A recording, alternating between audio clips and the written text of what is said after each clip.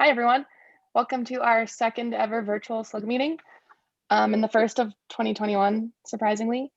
I'm Rachel Manco. I am one of the SLUG members, and the rest of the board members are kind of scattered around on here. We just want to take a second and just thank you all for being here. If you could just mute yourself so we don't get any background noise while the presenters are speaking, that would be great. We will be checking the chat box throughout this. Oh, okay. Sorry, if you Rachel, have, my fault. you're good. You're good. If you have questions, just feel free to put those in the chat, and Christina's gonna keep an eye on it, and she'll ask the presenters those questions. There's also the reaction where you can put your hand up. So if you want to use that, we can call on you that way. And we will be recording this meeting, so it'll be accessible to you after if you have to leave early or anything. I'm not sure if anyone from UJIC is on here, but if you have any updates about the conference, I think we're all kind of curious about how that's going to happen, or if it's going to happen, or if it's going to work. So I don't know if you want to speak now, or we can try again at the end. But if not, then I say we get started. And we have our first presenters, which are Joe Borgione and Michael Duncan from the Greater Salt Lake Municipal Services District here with us. So I'm going to turn it over to them.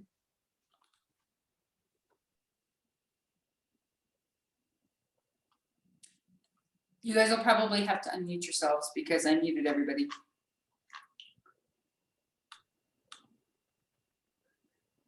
I believe we're going to start off with Joe. So Joe, you there?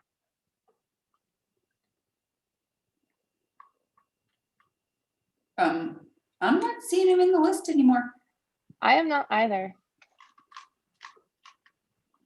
Let me message him.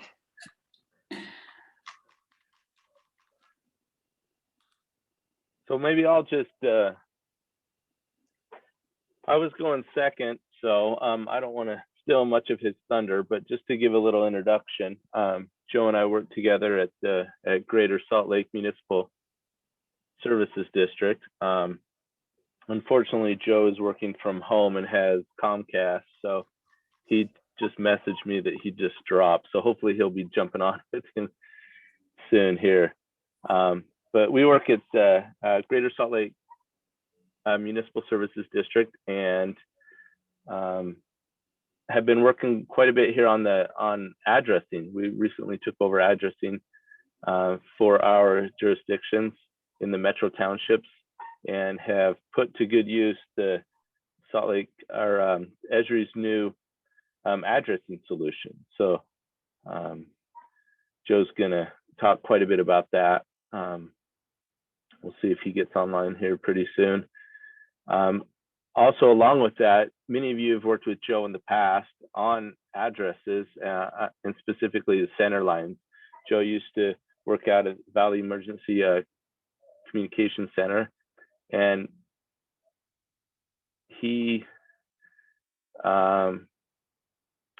Joe's not getting back online.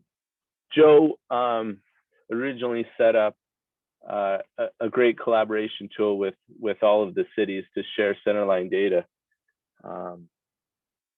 and that was quite some time ago, and it's been working really good since. However, we've looked at some new ways to do kind of the same thing, so that's what I'm going to share a little bit later. Rachel, do we want to have Corey maybe go first, and then we can? Yeah, if that's okay with you, Corey. I know Joe, I guess he had some wind at his house and it kind of knocked out his internet, so he was lucky to get it back for an hour. So Corey, are you up for going first, and then we'll see if Joe can get back online? Not a problem. Okay, so turning the time over to Corey Meacham. Oh, right, is that sharing? Yes, I can see it. Oh, okay.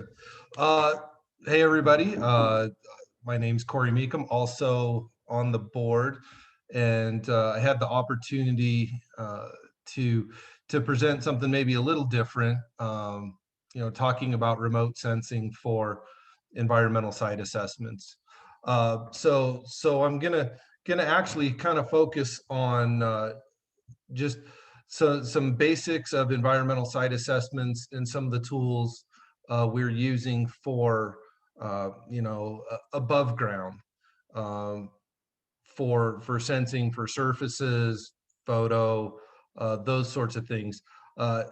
Unfortunately, I don't think that the time allows really to get into subsurface sensing and modeling, but perhaps this will be a part 1 to be followed by a part 2.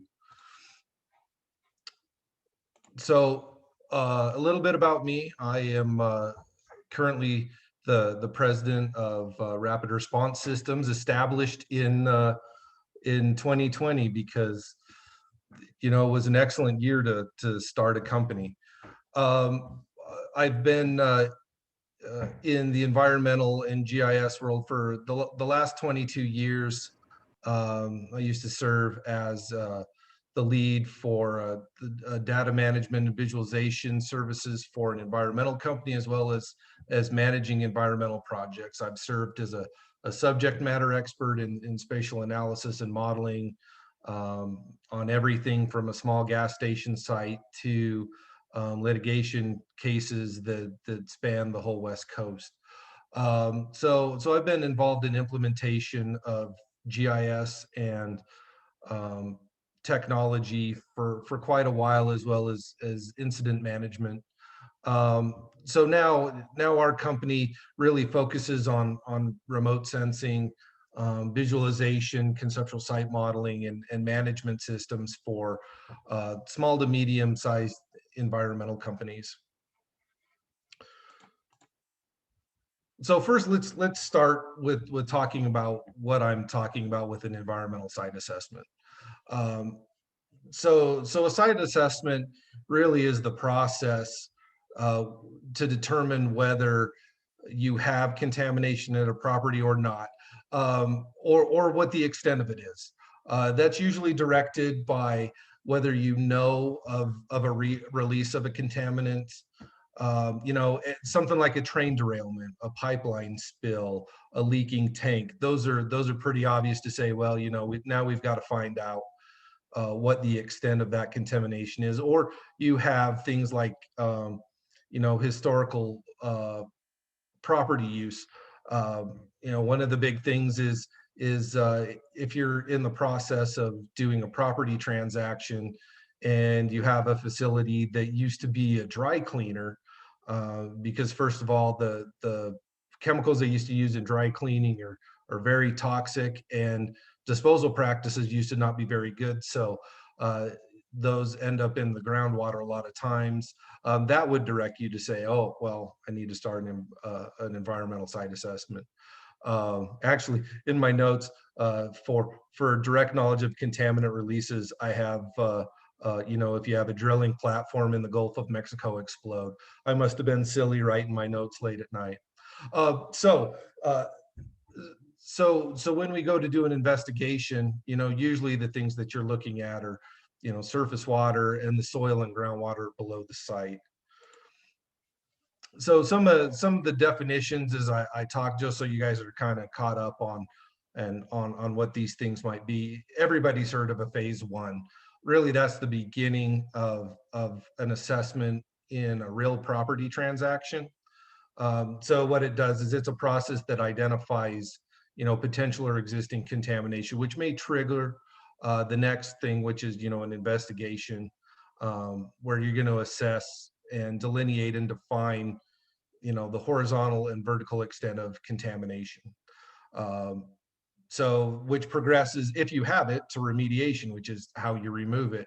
And so that could be by mechanical means, which would be like excavation, pumping out groundwater below the site and treating it, or doing chemical remediation, which could be injection of a chemical to, desorb contaminants, or if they're volatile, to heat them up and destroy them. Or there are instances where you might actually use natural processes to remove contaminants, things like phytoremediation, which is where you have particular plants that are very good at removing particular contaminants. Restoration is, that's the end of a cleanup, where you're trying to renew the environment back to what it was originally, or improve it. And the last thing, I'll use this term a lot, as a conceptual site model, and that's not always visual. So that's really just compiling all the data for a project site. That's your digital terrain model, and photos, and drilling logs, and subsurface chemistry, and your plume models, and your fate and transport models, all into one space to really be able to assess, the characteristics of the site, and assess the risk. So where we use remote sensing is kind of some of the things you would think that would make sense for starting an assessment with the surface.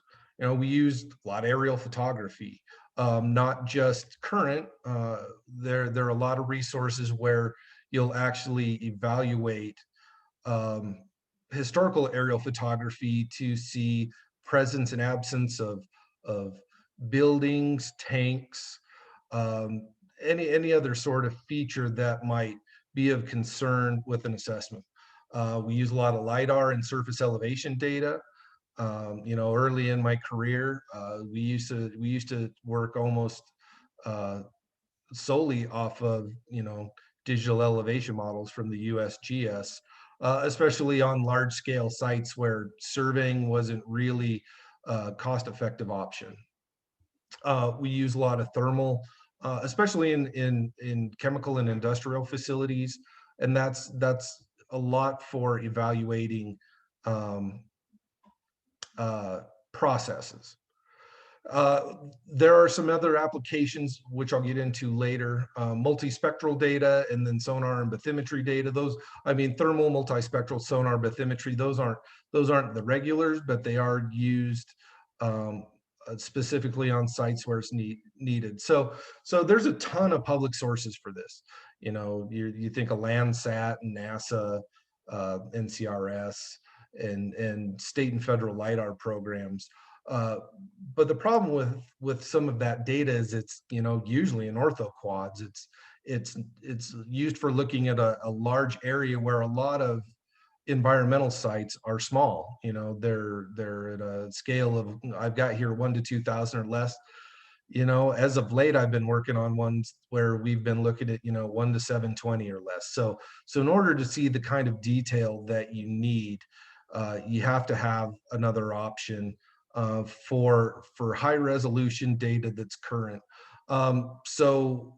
Especially in the last couple of years, drones, I've got here as UAVs, have become increasingly popular as a cost-effective option to produce high resolution data at a scale that's necessary to really be able to evaluate what's going on at a site.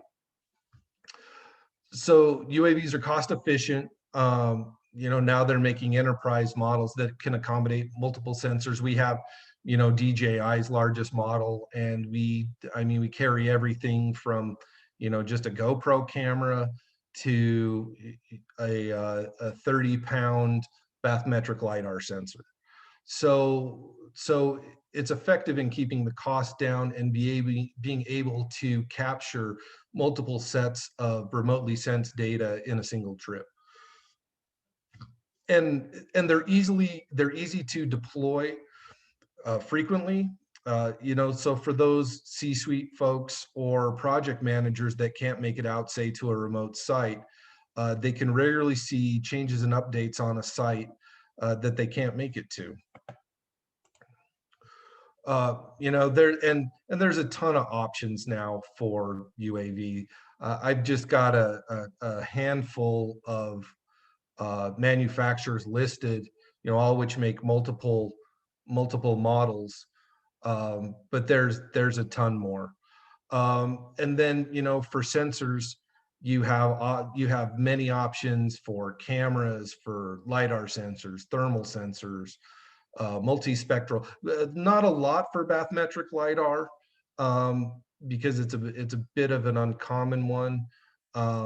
But actually, I was able to see a new sonar sensor that was boat mounted, for building, you know, 3D sediment surfaces here not too long ago. So this is something that's coming more into our world, that's going to be a pretty useful tool. So this feels a little out of place, but I wasn't quite sure where to throw in ground control points. When we're doing a lot of UAV work, it helps to have something that controls your site, and so ground control points, you know, they quite literally keep it grounded. So we use propeller arrow points here, which are you know, autonomous ground control points, so that, you know, in each instance we like to set them in the same place, but it doesn't always happen. But it allows us to get the exact coordinates of that GCP, and being able to georeference, you know, multiple sets of sensor data into the same set of coordinates. Especially when you want to lay, you know, LiDAR points over a photo, it helps for it all to be, you know, stretched and set in the same set of coordinates.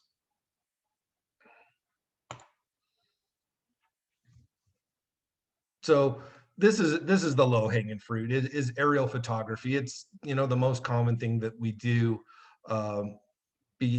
Number one, it's easy, it's high resolution. It allows for folks to see what's happening on a project site, especially during a remediation activity,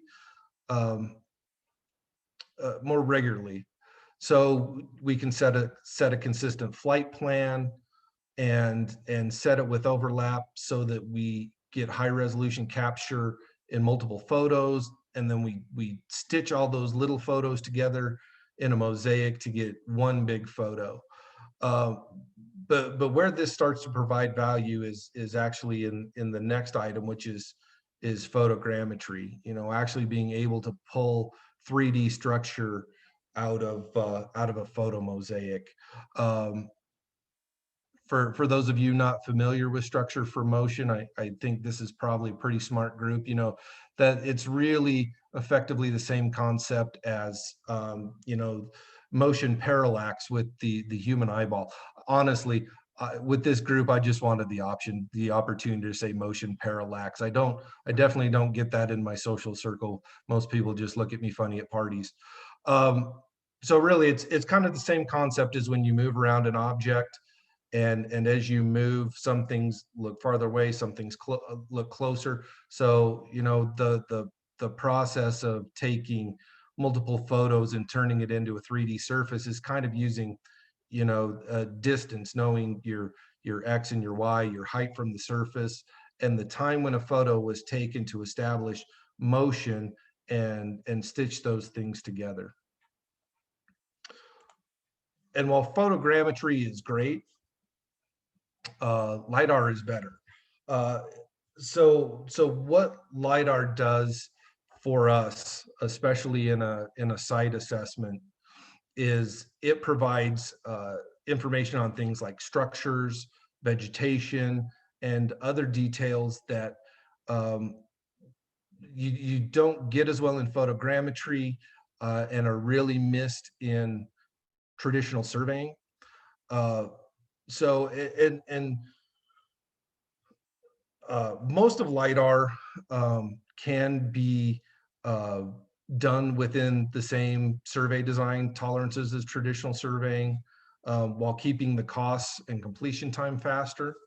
And so you know, we were able to take those 3D cloud points, and through all the classification tools now that are available in ArcGIS or I use a set called, it's now lost to me, a third party set of tools for classifying and building digital site models and digital terrain models. So we're able to use those to analyze things like surface flow and use as a base to start for our subsurface modeling. As you do subsurface modeling, obviously you have to have a start point. And so this allows us to have a full surface to know where the borings begin and to understand then, depths to soil features, to rock, to fractures, and things like that. So we don't always do LiDAR on a UAV. We actually use handheld LiDAR quite a bit, especially in areas where FAA flight restrictions don't allow us to get up over a site, or where there's a health and safety concern with flying a UAV. We're able to use this GeoSlam handheld. It actually is kind of neat. It looks like a Ghostbusters setup with a little backpack, and then this thing you point out in front of you, but it captures 10 million points a minute, and doesn't interfere with things that are people doing if you're in, say, like an industrial facility. Just as an example, the picture in the lower right was done by my partner while he was on vacation, and so it's a little scene around Lake Tahoe, which when you include the LiDAR points, the intensity, and it actually incorporates the video to color the points, you actually get a really neat total 3D scene of what you're looking at. So next is thermal. You would imagine, it indicates temperature change and is a result of reflectivity. It's used consistently in industrial practices to see if there's failures or blockages, or an industrial process isn't working right. That can indicate a release. It's where we may start an assessment based on that factor, and if any product is lost. It's really useful in remediation, where you're using a chemical or a thermal process to destroy contaminants.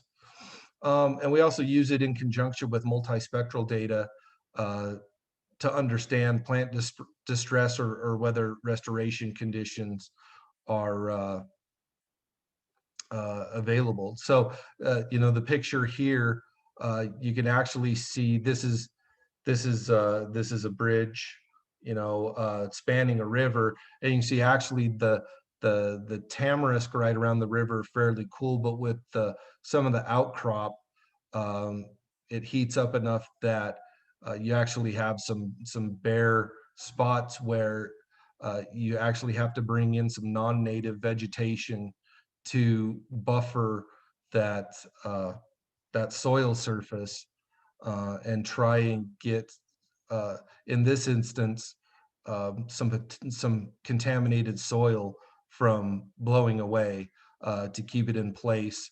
And we're actually specifying some particular vegetation that'll destroy or absorb some heavy metal contaminants. And so we're using that in conjunction with multispectral. Multispectral uses the visible spectrum and the red edge bands. For those of you working with a lot of ag data, you're familiar with this.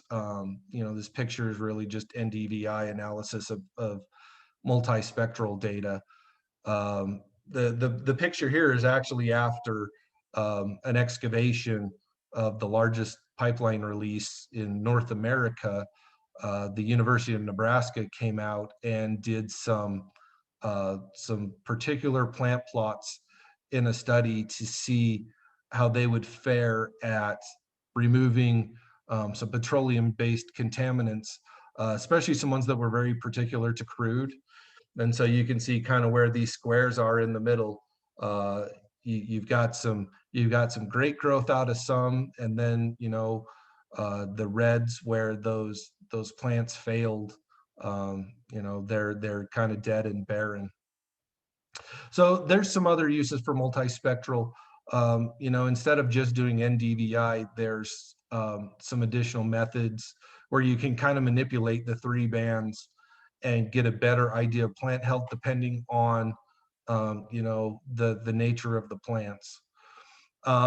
We use multispectral a lot in site surveys where plant distress is an indicator of contamination, especially along long stretches of pipeline. Multispectral is very handy to show where you may have vegetation that is distressed due to a pipeline release. It's certainly easier and faster than having folks out walking, hundreds of miles of pipeline. And then we use it in restoration to evaluate regrowth and progress, much like I talked about in that picture. So I actually have a book recommendation if anybody's interested in using multispectral data. Is this book called Alien Vision, and so it gives actually a nice background and history on exploration of the electromagnetic spectrum, and then gets into some uses and manipulation of it for different purposes. So I wanted to talk a little bit about remotely sensing bathymetry. So we have a sensor that does essentially bathymetric surfaces, in shallow water. It's kind of in between where LiDAR is effective on the surface and sonar is effective in deep water, but you lose a lot of data resolution in shallow water. And so this unit actually works in up to 24 feet of water, providing high resolution sediment surface.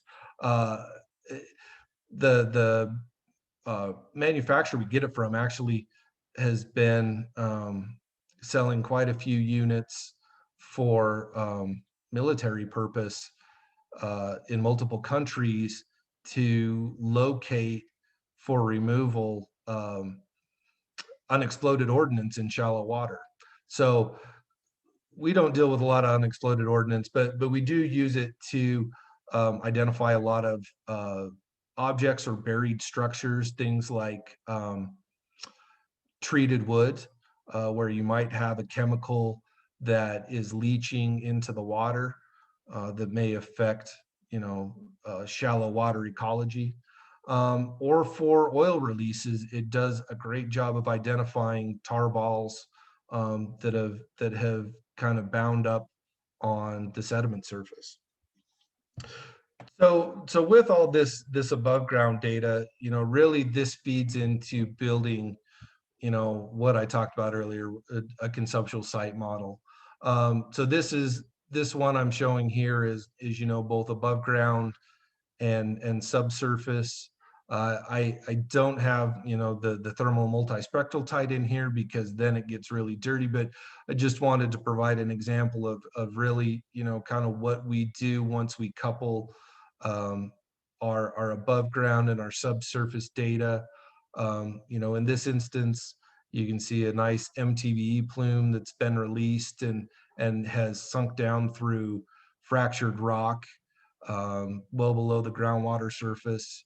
And so this was used for design of a fractured groundwater remediation system spanning this entire area. So this really is all this remote sensing data throughout our site assessment really does help understand processes and origins of contamination, and then when coupled with the subsurface really helps everybody understand best where to go with an environmental site assessment, how to fix it, and hopefully how to restore it.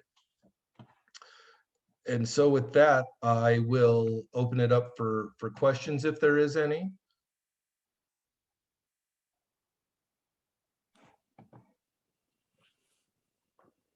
Nothing in the chat yet. You guys are all letting me off easy. With that, then I think we're gonna turn it over to Zlatko. Is that right, Rachel? Yep, Zlatko is gonna give us some GIS humor on this lovely Wednesday.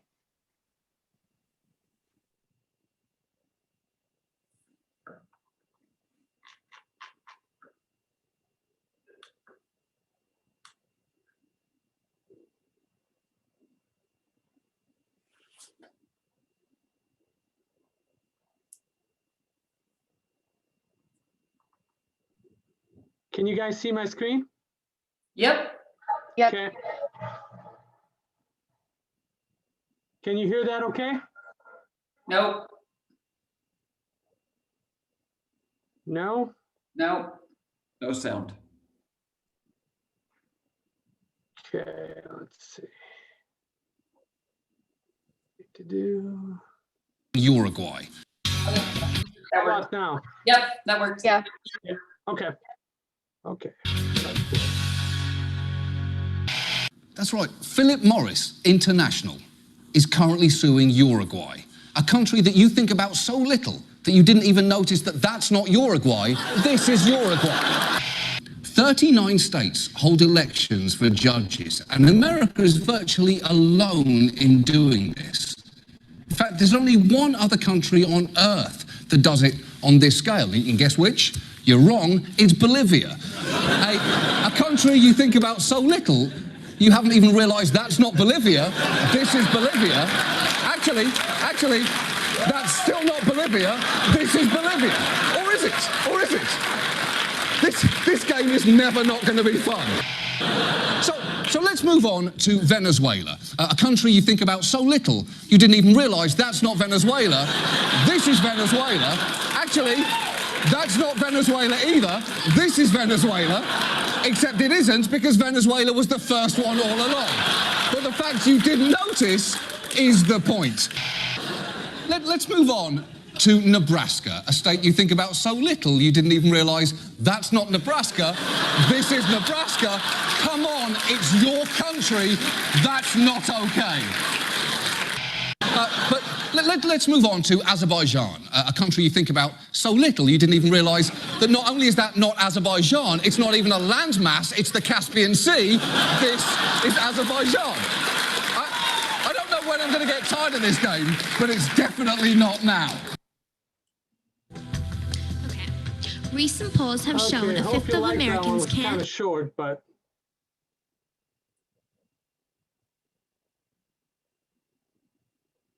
okay. Oh, thanks, Zlatko, Okay. for sharing that.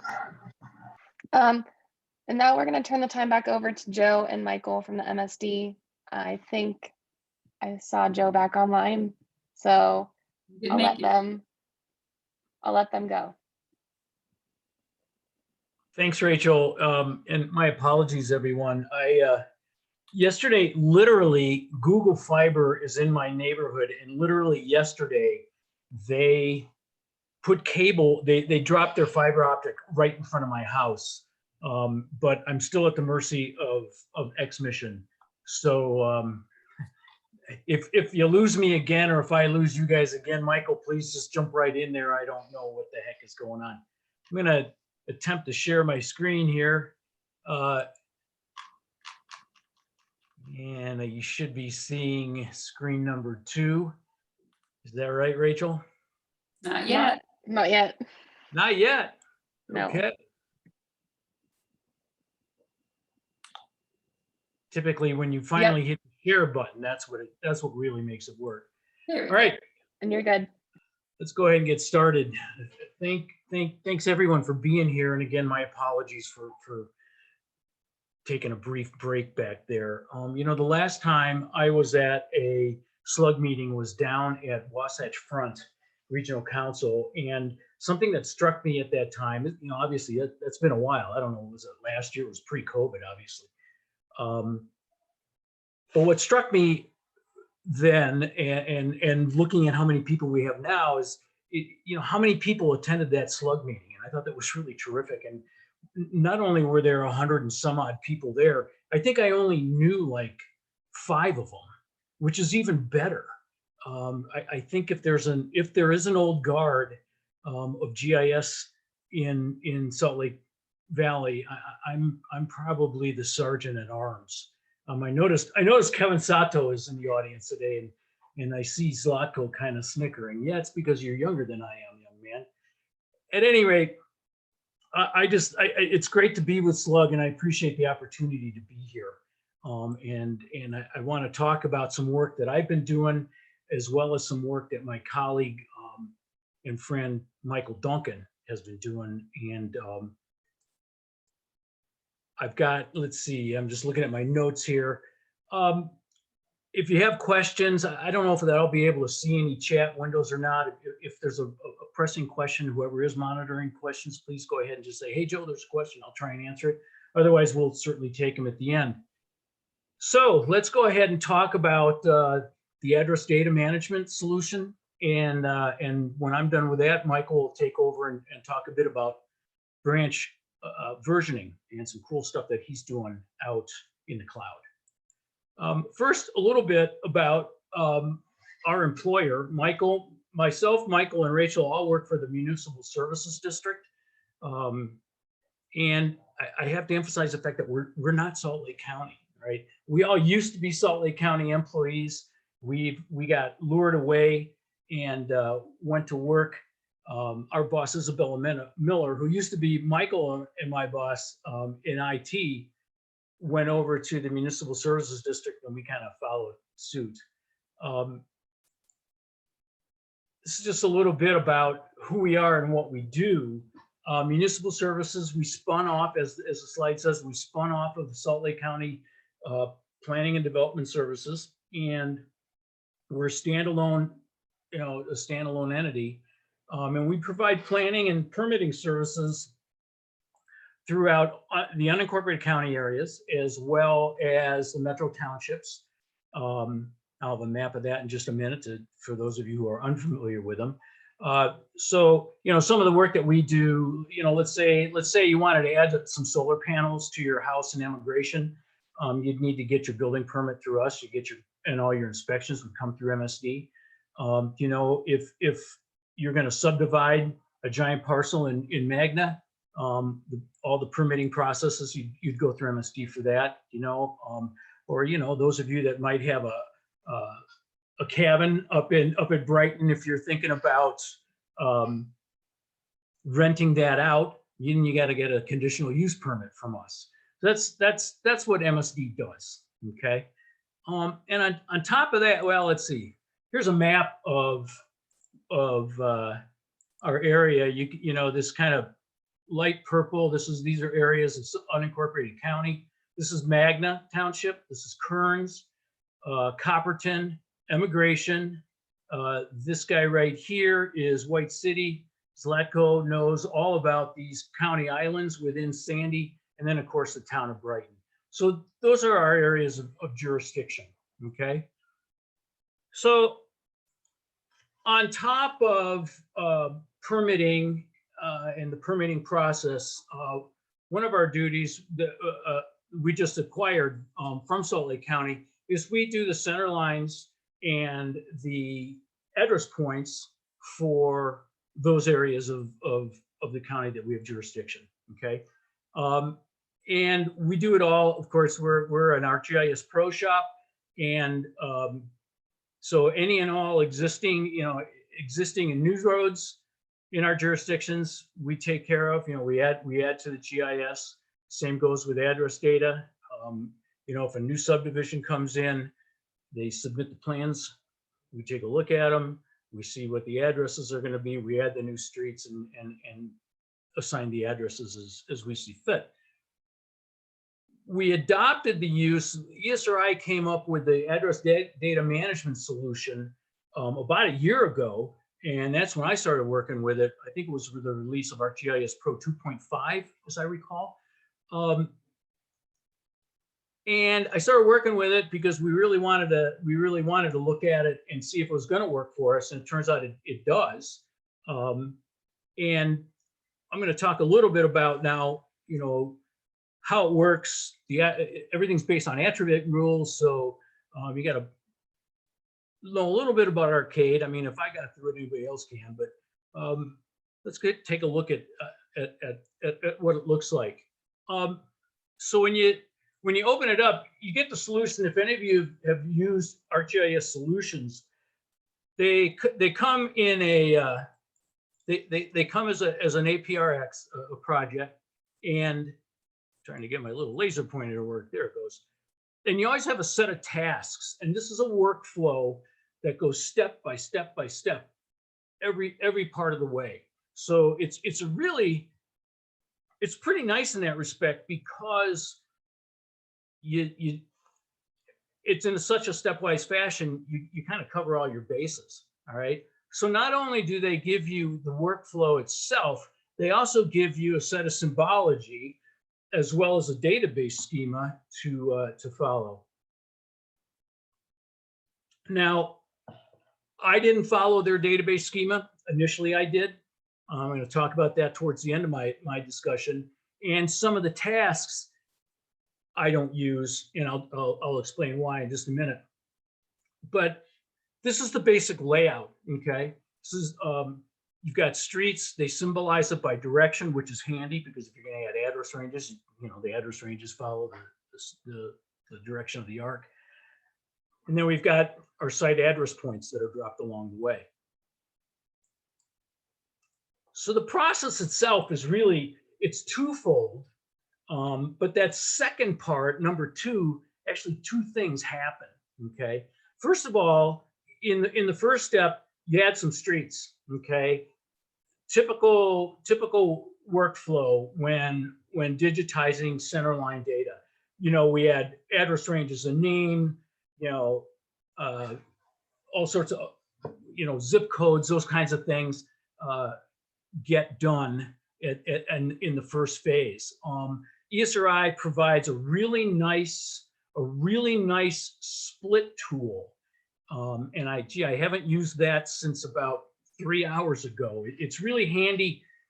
And again, it's an arcade-based attribute rule that when you add a new line and then you join it to an existing line, it will split that existing line at that intersection and recalculate the address range for you. There was a tool a long time ago that did the same thing. I think it was in VBA, and it was a great tool, and then it went away, but it's back now, which is really, if you do any street center line work at all, that's just such a handy way to go, to be able to recalculate the address ranges, and all the other attributes are copied over to that second segment, if you will. All right, you got one segment of road, you split it. Now there's two segments, and everything stays the same except the address ranges. Really nice tool. A little bit about nomenclature when we talk about it, when we look at step 2, okay? This is a GIS solution. It's a total GIS solution. And the first step of adding a site address point is to drop what we call an address point on the center line. And what that address point does is it collects information from the street and passes it over to the site address point. Okay, so the site address point is where the structure is, or where the actual address is going to be. The address point in this case, it is almost superficial or sacrificial. You don't have to keep that data if you don't want to. So let's take a look here just briefly. As I mentioned, there's a couple of tasks that we avoided. I just didn't feel the need to do it. In fact, in our deployment, in the APRX itself, the project file itself, I don't even have the tasks on it. Mostly because I've been doing this long enough that I know the steps by heart. I think if you had, say, an intern that was just cutting their teeth in GIS technology, it'd probably be a good idea to have those tasks there. But I've opted not to have those on there. And again, I'm going to talk about some of that stuff a little bit later. One of the things I found out initially is the best way to get familiar with the solutions, just unwrap it, install it, and start using it. You know, don't worry about your schema. Don't worry about anybody else's data. Just use what they give you and get familiar with it. I found very quickly by doing that this solution is solid and I really liked it. Okay. So here's, I'm not going to do a live demo. I'm going to leave that to Michael. I obviously had enough internet problems this morning. I'm not going to risk running a live demo. So I just got a few slides showing what the steps are, okay?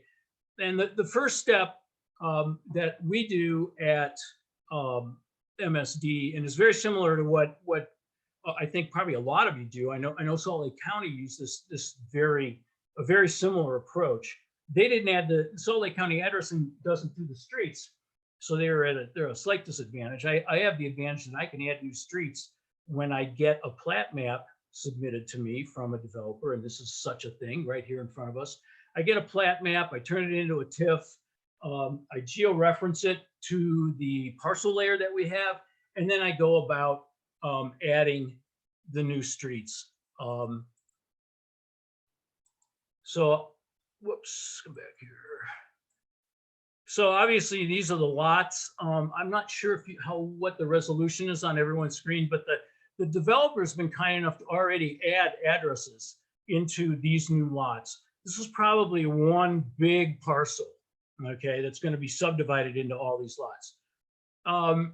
There'll be proposed roads on the plat with names. Of course, those names have to get certified before they submit the plans to me, because if they're not good street names, obviously I'm not going to use them. So that's one of our requirements, that they present the letter that you get from Salt Lake County addressing on a valid street name. Anyway, and then I just add the streets. Again, the key is to digitize them in the correct direction. And in Salt Lake Valley, that's pretty easy. And give the address ranges and add the names and the numeric value to it, and so on and so forth. Everything is governed. Every process you do in the solution is governed by attribute rules. And again, I'm not going to go into them line by line. If you want to email me, I'm sure my email will pop up somewhere along the line today. If you want to talk specifically about attribute rules and looking at arcade code, I'm happy to share that with anyone in the audience. ESRI provides a few of them. And I've obviously written a bunch more, okay? So these are the centerline attribute rules. And rule number 1 and number 2, those are the 2 attribute rules that ESRI provides for centerlines. The rest are ones that I added in. That's part of my customization. We use the same schema that's been used for quite a while in this valley, and so I wasn't about to change the centerline schema, so I had to adapt the rules to that schema, and that took a little bit of work. But rule number 1 is that split rule. So when you intersect a new road into an existing road, that existing road gets split. And the second rule number 2, centerline ID and copy alias. I don't do the copy alias part, but I do use the centerline ID, and that's another new feature that this solution exploits, and that is geodatabase sequences, which is an age-old problem in ArcGIS. Like, how are we going to identify our features? Well, there's the object ID, which I don't like to mess with. And then you can also use global IDs, which again, I don't like to mess with. But a geodatabase sequence is a great way to identify your individual features. Geodatabase sequence, you create a sequence on the database and you just refer to it in your rules. So whatever the next value of that sequence is, that's going to be your ID number. You can also, arcade rules allow you to concatenate a numeric value from your sequence to a prefix or a suffix of your choice. So let's say, you know, it was a sandy road and there's a sandy sequence somewhere in whatever database. You could say SAN 1234 for the object, for our unique ID. Sequences, geodatabase sequences, I'm a huge fan of. If anyone has ever used the attribute assistant, they had a geodatabase sequence, but it was kind of Mickey Mouse because you had to maintain it in a different file. A true geodatabase sequence is managed by the database. And really, when you think about it, object ID is nothing more than a geodatabase sequence.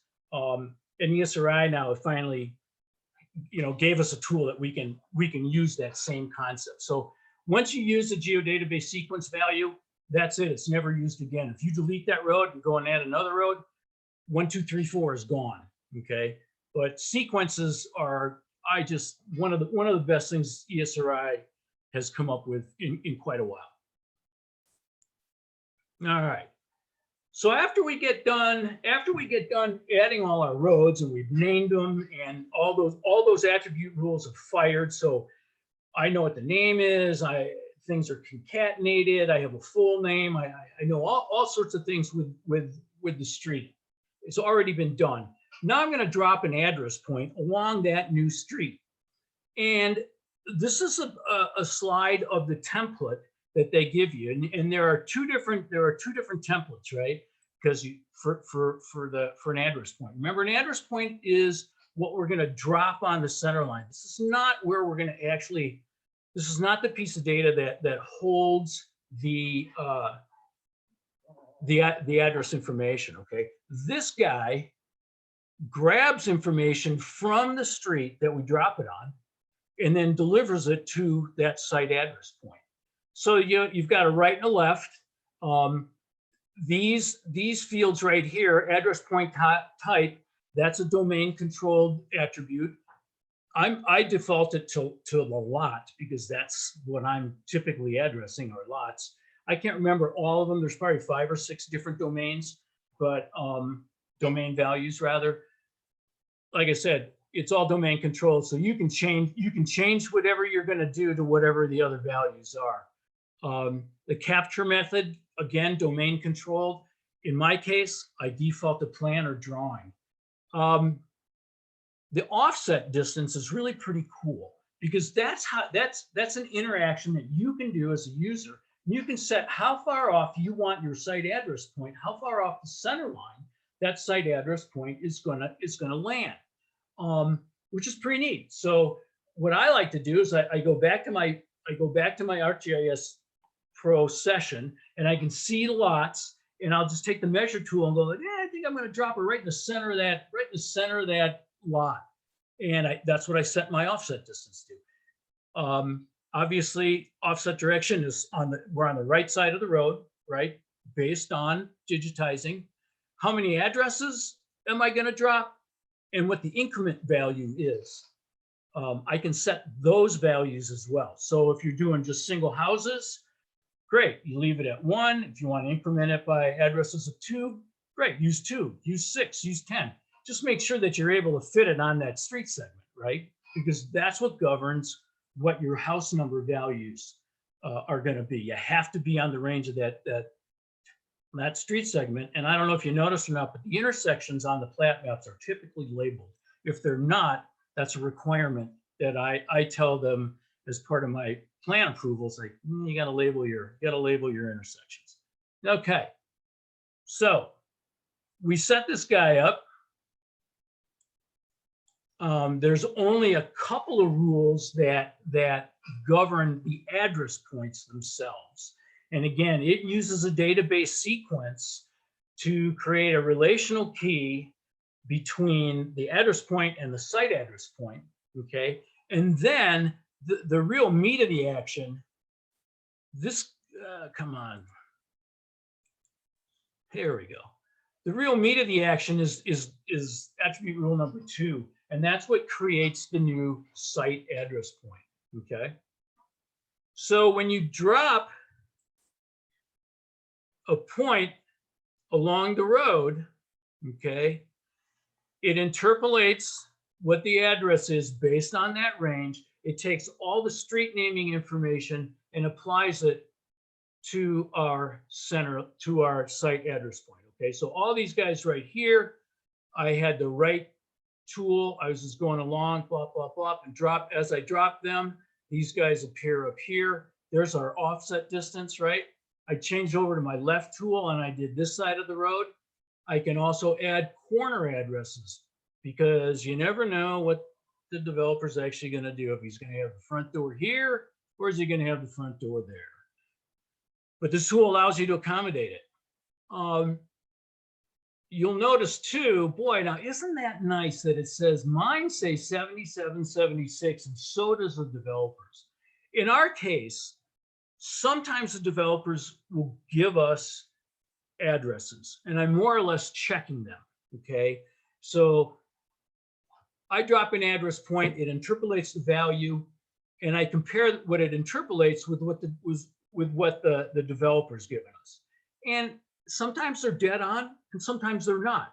If they're not, and his are within a couple of digits one way or the other of what the GIS thinks it ought to be, I change mine to accommodate him. Simple. Sometimes they don't have addresses on any of the lots. And that's when I get to assign them. Okay, it's like, oh, you didn't give them to me? Great, I'm going to do it for you. This is what you need to do to get your plans approved. And you know, there's a little give and take on both sides. Here is an instance of the intersection being labeled. So that's what, you know, I need the ranges that I have on the streets. They need to coincide with the intersection, and sometimes those are there, sometimes they're not. I was just working on some plans earlier this morning that didn't have intersections, and I had to work with the developer to get them. Okay. So the address point, those are the black dots that go on the center line. The site address point, again, has a couple of rules that ESRI provide, number 1 and number 2. Number 1 happens to grab yet another sequence value. And number 2, that was the full address. That was, they just do some concatenations, okay, where it's the full address. So they take the house number, the pre-dir, the name, the suffix or the suff-dir, whichever, and concatenate that all into one field. Pretty straightforward rule. Again, if you use the attribute assistant, that was pretty popular. A concatenation rule, those are pretty popular. The rest of these rules are, 3 through 6. Those are rules that I wrote. And like the center lines, I guess I didn't explain that very well on the center lines, but like zip code, there's a zip code field on the center lines that actually grabs data from an underlying polygon feature. Okay, so I have a zip code feature. I've got a municipalities layer. I have a parcels layer. Okay, and you can use arcade attribute rules to grab data from an underlying feature, which is really handy. And again, it got to start as in attribute assistant. All right, so a few lessons learned. Okay, there's always a trade-off. Life is all about trade-offs, right? I use the solution as sort of a framework, okay?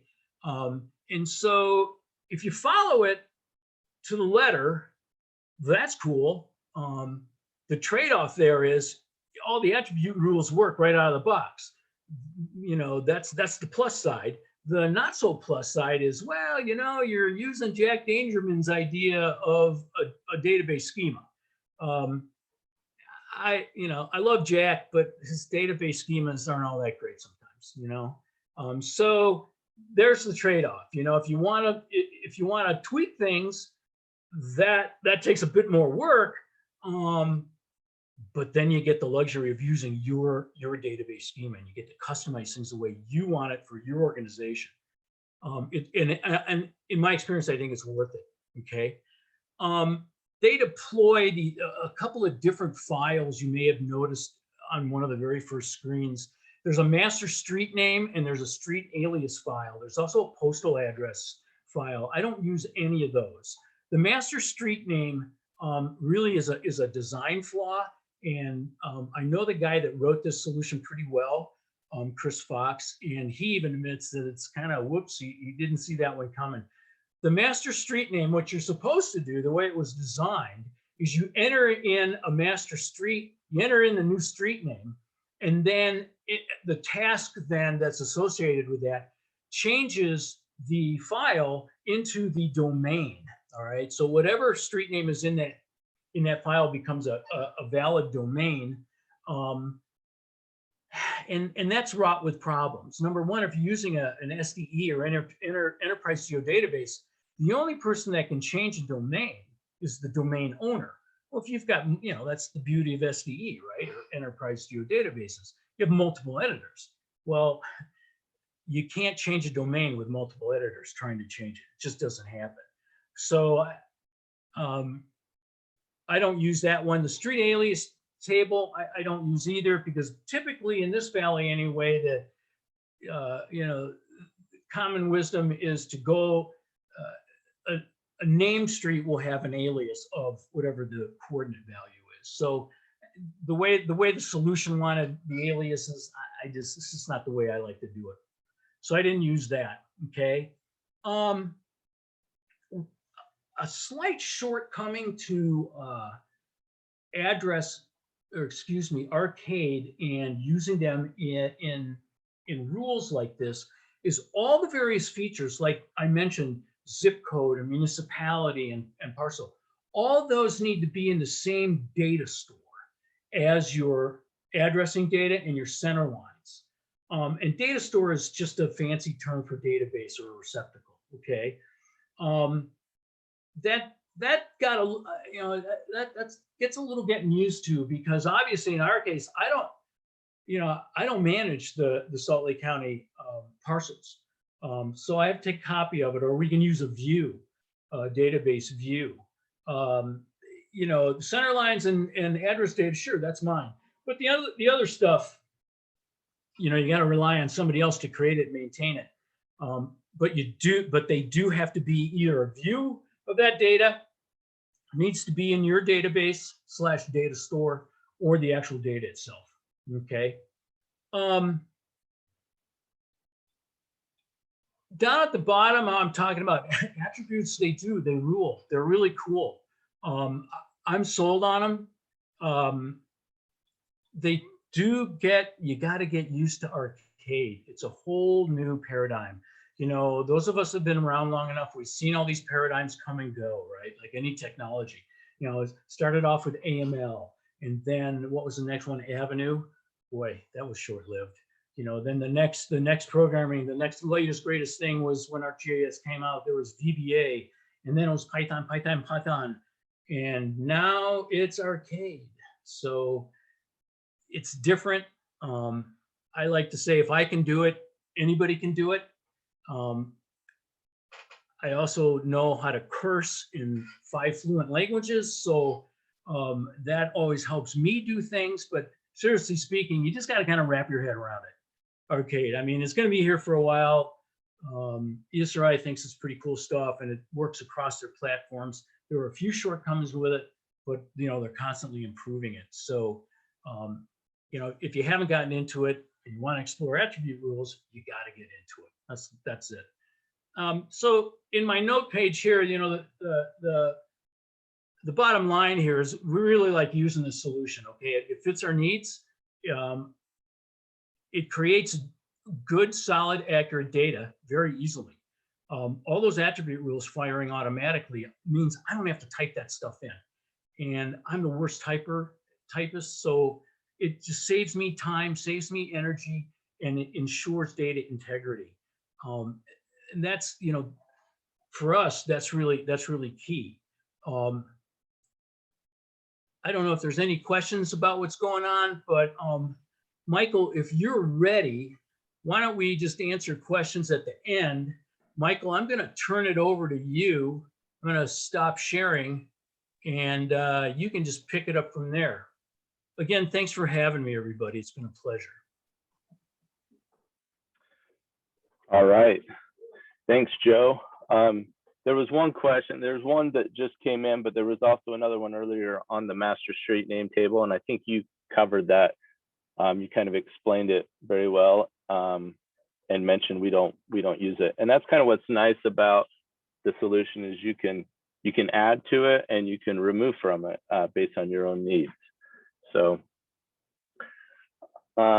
let's see. So kind of going back, taking some inspiration from Joe and his great work with the community when he was at VEC and sharing the center lines, as he got that set up through geodatabase replication with the cities. We wanted to kind of take this new solution, this new way of editing center lines and take it to the web as well for many different use cases. And that's where branch versioning came in. Most of you should have probably heard of branch versioning before. In the past, versioning has been known as a traditional versioning model that we'll go over. But branch versioning is kind of a new Esri capability, functionality, I should say, that there's allowed us to participate in. It's predominantly used in the parcel fabric and network analysis solution. So that's maybe where you've heard it before, but it's actually required for the parcel fabric. But just to talk a little bit about versioning first, traditional versioning, that is where you have multiple editors that can work on a single feature class without creating a copy in a very isolated manner where you can undo changes as you make edits.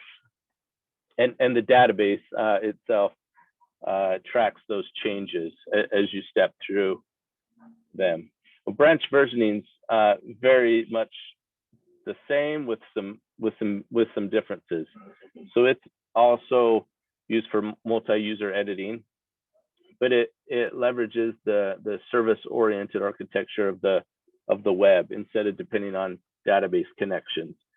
That's the big key for me. I think those of you that have edited geodatabase, enterprise geodatabase data through a database connection may have experienced some performance issues, whether it's just connecting to the database or pulling up an old MXD or a pro project that's got some bad connections in it. There's a lot of performance issues in my experience and with database connections. So branch versioning gets over that by using a feature service. Also, branch versioning uses the portal as the gateway for sharing and permissions. So editors don't need access directly to like a direct connection to the database. They just need access to that feature service through ArcGIS Online or ArcGIS Enterprise portal group. And you can leverage your own company-based sharing permissions with enterprise accounts as well. So it's very highly secure, but yet you don't need to open up the gateway of the entire database.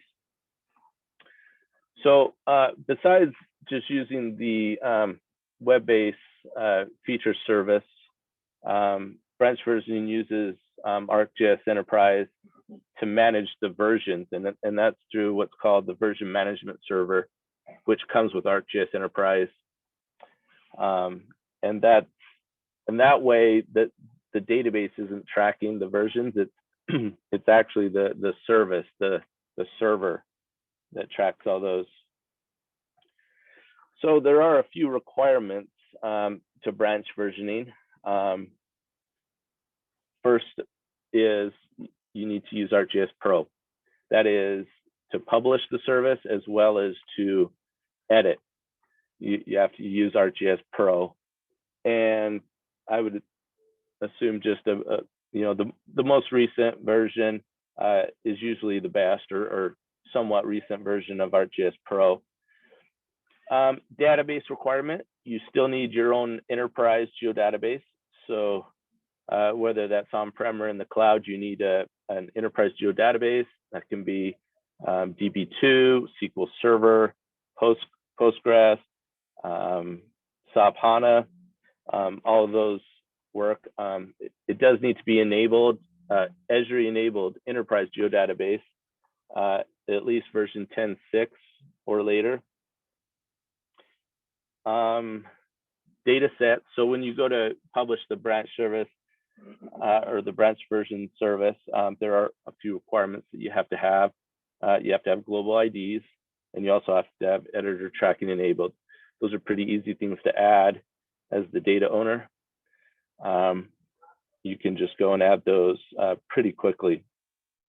And the data sets cannot already be used in a traditional versioning workflow. So you have to actually disable that. If you're using it in that way, you have to disable that and change the connection to a branch version connection. At that point, you actually cannot, once you publish a service, you cannot edit it through the database anymore. It has to all go through the branch versioned feature services.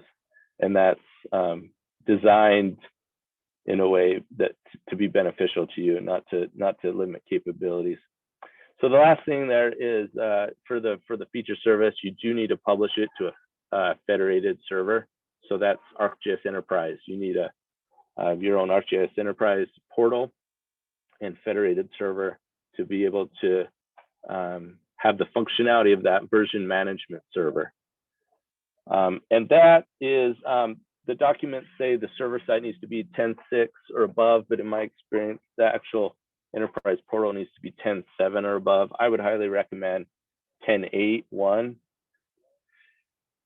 10.8 or definitely later. So those are the requirements. Some benefits of branch versioning. So it's based on a temporal model, which archives edits into a single table.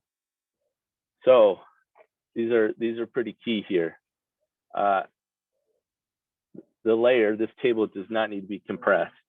No longer do you have to do an analyze and compress weekly or daily to enable all the performance that's needed. Two, it's increased performance. I mean, that's pretty apparent just by using this. It's a lot faster editing experience. Archive is enabled by default.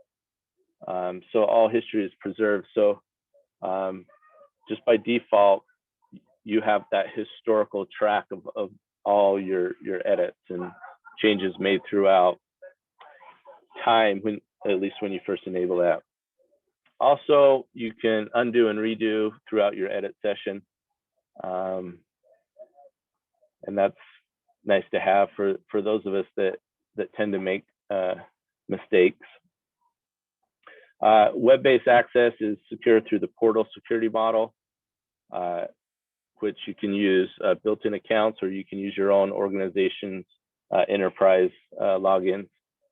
And the main thing that, as I share an example here in a bit, the main thing I want to come across is how simple it is, more robust, faster, and it's the future. So it's how editing's going, especially with us working from home, having VPN connections. Those direct database connections are honestly a thing of the past, or will be here shortly. And we have everything we need and more with branch versioning. So, Michael, can I interrupt with a question really quick? Yes, please. Are you still required to reconcile and post? Yeah, that's a great question. Yes, you are. And we'll cover that here. So yes, you are still required to reconcile and post. and that is highly recommended to do often. So I have an empty map here open. So Joe warned me not to do this, but I love live demos. So hopefully the performance of branch version will come through in this demo. But I have just a blank. I said a prayer for you, Michael. Thank you, Joe. For what it's worth, yeah. I'll need it. So I have just a blank pro project here. I actually removed the base map. That's not really necessary. And what's nice here is I hope to kind of share some of the stuff that's in that Joe kind of showed with his screen. So I have the addressing solution as Joe created it with all of his attribute rules, all his data sets. I took a copy of that and put it up in a cloud enterprise geodatabase.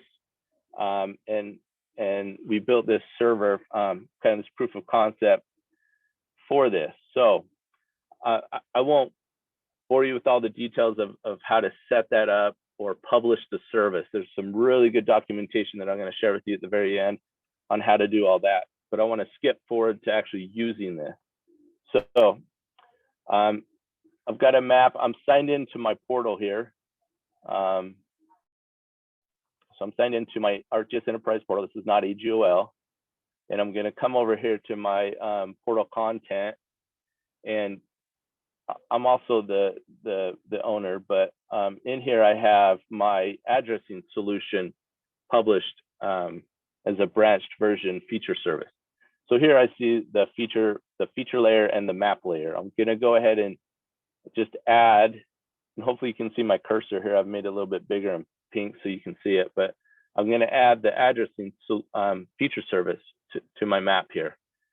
Now, how I published that was actually all three layers that Joe kind of talked about. We have the center lines, and then we have the address points, and then the site address points. And this is just kind of how, I don't know if this is Joe's symbology or the addressing. I think this is mostly the addressing solution symbology, but I just continue to use it. It's the addressing solution symbology, yeah. Okay.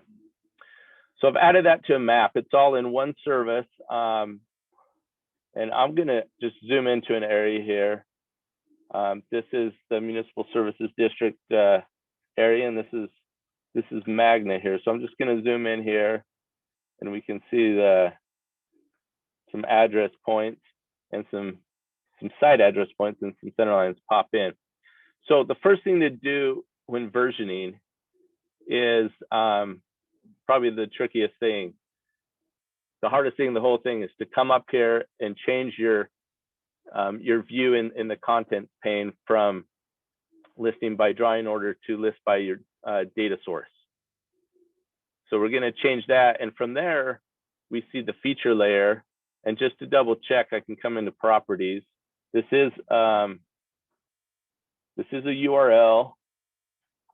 The center lines happens to be the third layer of the service, but this is all coming through, and it's right now shown as the default version. One thing to note here real quick is branch versioning. You can only have one child, or there's only one parent to the versions. You can have as many children as you want, but only one parent. So you only go one off of default. So we have the default version. I have it set up where you cannot, this is a protected version. You cannot edit the default version. So the first thing we need to do is we select the connection here. And when we do that, the versioning tab pops up and we can see that. You can also right click and get some of the versioning properties. But the versioning tab here, we're going to come up and we're going to create a new version. So I'm going to come in and just create a version, name it whatever I want. It can be private because I have access to this, and we can automatically change right to that version as soon as we create it. So we do that, and just like that, the version's created. I'm ready to go. We can see here in the data source now that it's my username, my portal username, which will also be tracked in the edits I make. and then it's my version, and then the feature service there. So here I'm on my own version. I'm ready to go. So from that point, you can just jump into your normal editing workflow. As Joe mentioned, the first step, I'm not going to pull in a plat here. I'm just going to, for all intents and purposes, just kind of go through this step by step, but I'm not pulling in a plat here. But first thing to do is to create a center line. So I'm going to come in here and I'm going to just, as you normally would, just drop in a center line. What's really nice about branch versioning and web services for that matter is because the underlining data has attribute rules on it, those are all triggered at the database level and they're pulled into the service. So I didn't have to do anything special on the service. Those attribute rules are there, so we can see those. Immediately I can see this city code, postal code left and right, all the jurisdictional stuff is there. So not to get too simple, but I'm just going to come in here and add in some left and right ranges just for demonstration purposes. So I'll add in a range, a street name pre-direction, and what's, again, just to show you what's kind of cool is you can type in whatever you want, or your attribute rules we'll see here can do a lot of the QA/QC for us. And let's say this is a junction, Duncan Junction. So as soon as I hit apply, just like that, immediately those attribute rules kicked in. It renamed, because my attribute rule I have to uppercase, to always have uppercase with the street name, and it also filled in some of these other fields for me. Now I wasn't going to share this, but since Joe brought it up, one of the coolest attribute rules is that split attribute rule. So let's hope this works. But if I come in here and add a second street and intersect, actually snap to the existing street. Need to finish my. There you go. The attribute rule will kick in. It'll split the feature, and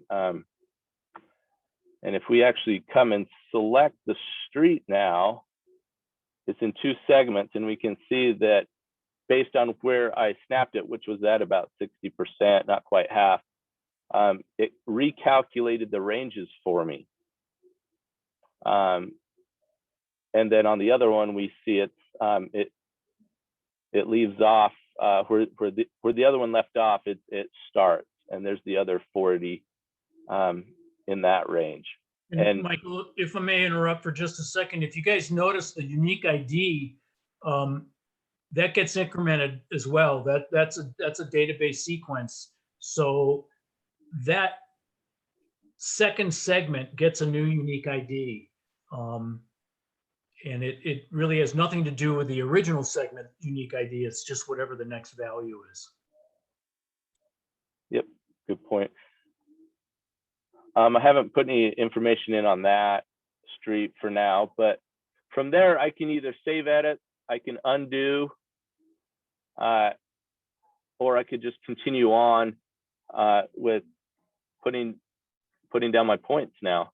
So step 2 was to create the address point. So if we go back to create, we see that in my feature layer template, my templates here, I can choose left or right. And if I select right, I can even go into the templates and change that default offset to be something different, like 40 feet. So from there, I can just come on my center line and snap it. And just like that, the attribute rules fire off, and I've got some points on the right side there. And what's probably not doing this justice, but what's really neat is if we come in and look at the attributes, those site address points are all populated based on the house number. We got like 110, 118, 130, 140. It's got the name of the street, Duncan Junction. It's pulled in the parcel ID of the underlying parcel that's in the database.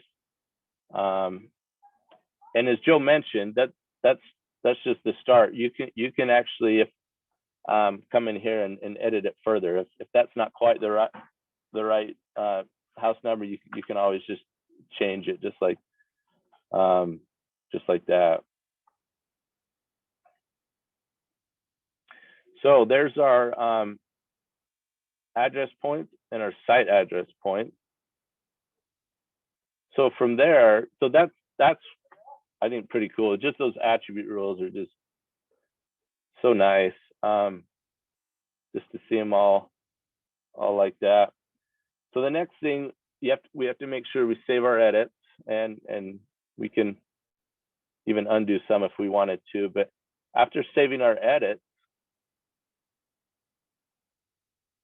we need to come back and, like we had a question from, we still need to reconcile and post to default, because we're still on my own version. I've saved edits to my version. That's saved through the version management server. But if I come back to versioning here, before I can post, I have to reconcile. I have to pull down any changes that may or may not be from default. It's very fast, but as soon as I reconcile, I can post. And that's also very quick. And just like that, I've reconciled and posted with default. Those changes are on the database. This is kind of slow, but I'll show you the database, the actual database connection here.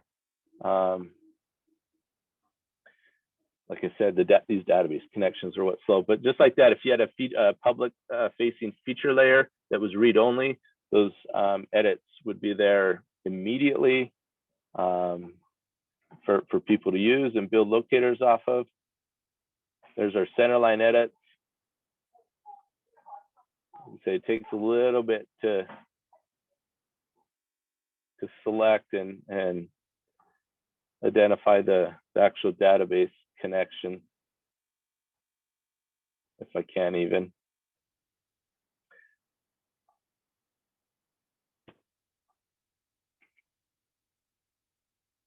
Anyway, there's our new streets. And that's pretty much it. So what's really nice about this as an editor, from that point, I can just save my pro project as I am, close it out, and come back to it tomorrow, next week, next month. I don't need to kill my version. I can keep it open.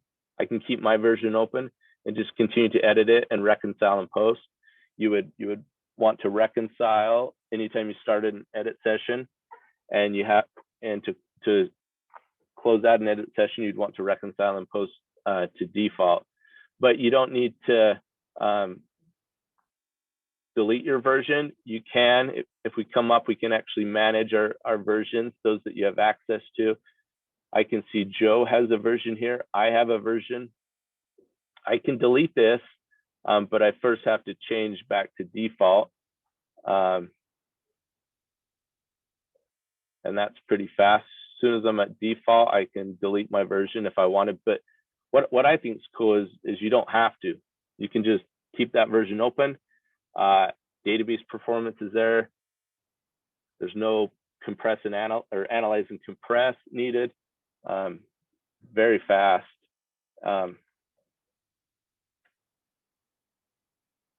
And that is my pretty much my demonstration for the addressing solution and branch versioning.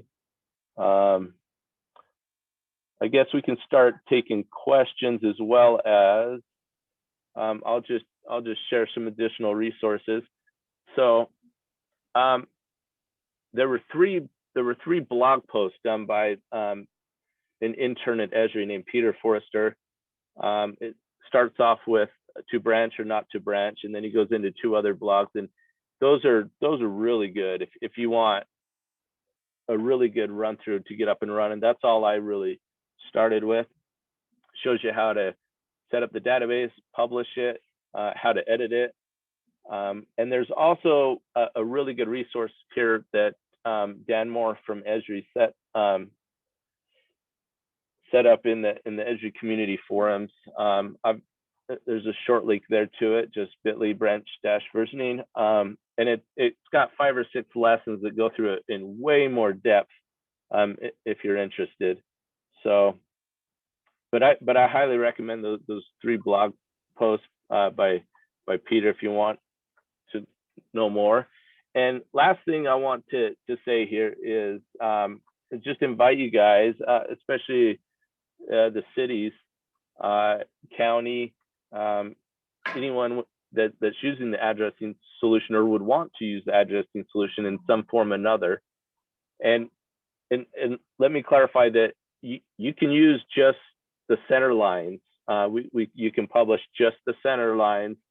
It doesn't have to be the whole solution. So you can just publish out 1 layer at a time and do branch versioning that way. But if anyone wants to try this out, let Kevin Sato, Joe, or myself know. Yeah, if you want to try it out, and we can get you set up. We can get your data from you and publish it up there in securely and let you try it out, or we can give you some dummy data to try out just for a proof of concept, and see and just see what you think. So please reach out if you do want to try that out. And from that, I think we can take any questions if there's any left. So there was one question that we didn't get to, and this is from Phil Ewell at Provo. And he said, do you see value in having models address point and site address point? Is it better than having one simple address point on the site? Joe? I actually saw that question, and I kind of typed up an answer. Yeah, I do see value in it because that's how ESRI, or as Jeff Ward likes to say, Esri likes that. That's how they designed the solution. You know, what's important to know though is the address points, those black ones that you drop on the center line. You don't need to keep those. You can toss them once you're done. You know, if that's an issue for you. I so far have chosen to keep them. They play a very, very important function. I mean, that's how you create the site address points. That's how you grab all of the street information and put it on your site address point. It's all done through a relationship class that's in your database. So one can't work without the other in the solution as it's written. There's one thing I'd like to change, and that is the way that the color of those circles they have. I'd like to change the colors of them so I know which is a right and which is a left circle. I hope that answers your question. Jeff had a question too about the master street name table, and I'd like to elaborate a little bit more on that. I spoke to it a little bit, that domains just don't work in a multi-editor environment. So that's what jumped out at me, and why I said, I'm not going to use this thing. Another shortcoming too, though, when you think about it, let's say you've got 5,000 different street names in your database. If that's in your domain and you go to put a street name in, you get a pick list, boom, it's 5,000 records long. I just don't, that to me is just nuts. I actually had a pretty good chuckle with Chris Fox over it, and he's gonna be revisiting that, I think on the next release. I'm not sure when that is. But Jeff, in answer to your question, if you had to populate one from scratch, I guess I can't remember the exact format of the table itself, but I think what I would do is I would start with a dissolve on my entire feature class of streets on the names, and then just kind of go from there. Maybe dissolve and then summarize, and just so you can get kind of start big and work your way down. That's how I would approach it. That's how I was gonna approach it until I realized I wasn't gonna use it. I hope that answers your questions. Please, if I didn't, let me know here. Yeah, I was gonna say some form of deduplication on your center lines would be a good way to start. Just getting all the street name, the unique street names. So some form of some tool to deduplicate them. Any other questions? There were no other questions in the chat, so. All right. Well, thank you very much. The last thing I want to say is that as far as branch versioning is concerned, it really is as simple, quick, and easy as it seemed. They're using this in the parcel fabric, which is pretty complex compared to the addressing solution, but it'll fit in almost every different little scenario for multi-user web editing. So it's a really good solution, new functionality. So I'm very surprised. I shouldn't say surprised, but it's a pleasure to work with, kind of editing in that format. It's so much more performatic. So thank you for having us, and I think that's all we have for the address solution. Cool. Well, thanks to Joe and Michael. Glad we were able to get that working. And thanks to Corey as well for presenting.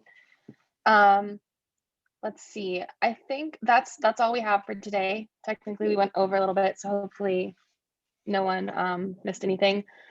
But if you aren't getting our emails or announcements or anything, just sign up on our website for the announcements. I usually just look up like Utah GIS SLUG, and it's like the first website. We currently don't have a date or time set for the next meeting. It'll probably be in the summer. Who knows if it'll be in person or online again. Just with the way things are going, it seems like we're all getting vaccines. So hopefully we can see each other in person soon. But for now, if you guys have any presentations you think you'd like to talk about at our next meeting, please let us know. We're always looking for anyone to talk, even if it's long, short, whatever's benefiting you right now is probably going to be benefiting someone else. So just feel free to email any of us. Our information's on the SLUG website.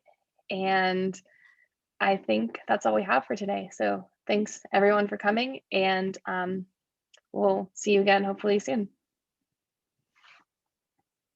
See y'all, thanks. Thank you, Rachel. Thank you, SLUG. See you next time.